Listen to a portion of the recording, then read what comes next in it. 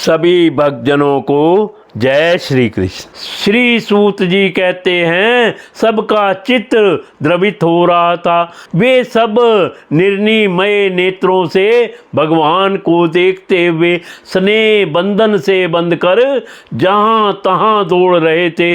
भगवान श्री कृष्ण के घर से चलते समय उनके बंधुओं की स्त्रियों के नेत्र उत्कंठावश उमड़ते हुए आंसुओं से भर आए, परंतु इस भय से कि कहीं यात्रा के समय अपशगुन ना हो जाए, उन्होंने बड़ी कठिनाई से उन्हें रोक लिया।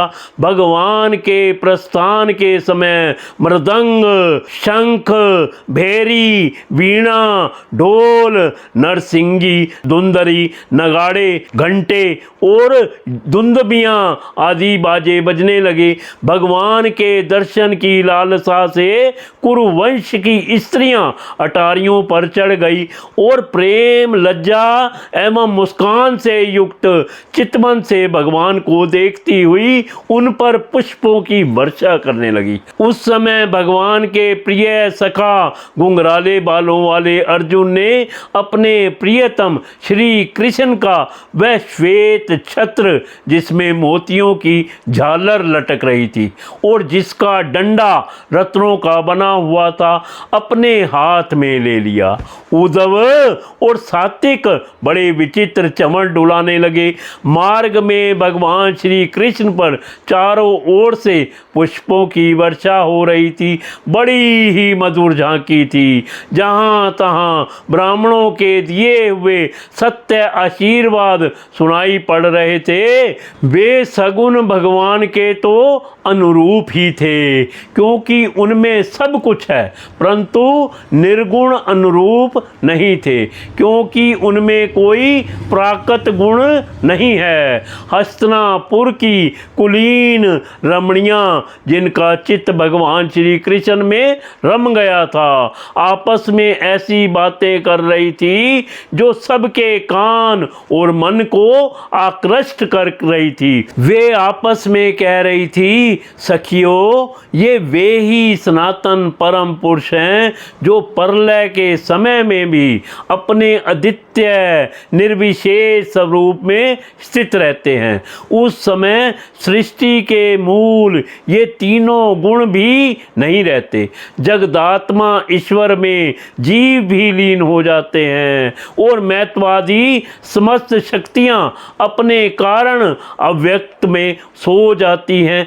उन्होंने ही फिर अपने नाम रूप रहित स्वरूप में नाम रूप के निर्माण की इच्छा की तथा अपनी काल शक्ति से प्रेरित प्रकृति का, जो कि उनके अंशभूत जीवों को मोहित कर लेती है और सृष्टि की रचना में प्रवृत्त रहती है, अनुसरण किया और व्यवहार के लिए वेदादि शास्त्रों की रचना की। इस जगत में जिसके स्वरूप का साक्षात्कार जितेंद्रिय योगी अपने प्राणों को वश में करके भक्ति से प्रफुल्लित निर्मल हृदय में किया करते हैं, ये श्री कृष्ण वही साक्षात पर ब्रह्म है।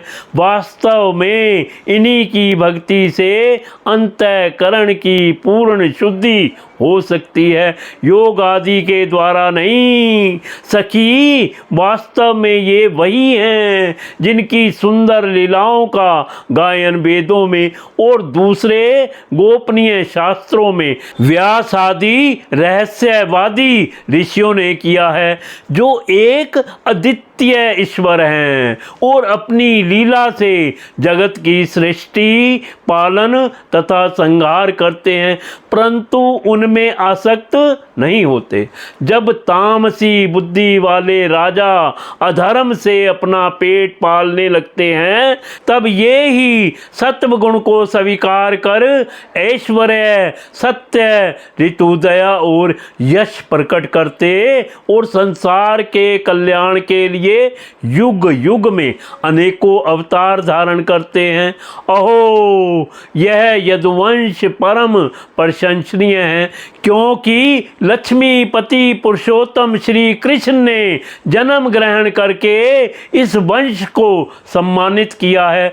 वह पवित्र मधुवन ब्रज मंडल भी अत्यंत धन्य है, जिसे इन्होंने अपने शैशव एवं किशोरावस्था में घूम फिर कर सुशोभित किया है। बड़े हर्ष की बात है कि द्वारिका ने स्वर्ग के यश का तिरस्कार करके पृथ्वी के पवित्र यश को बढ़ाया है।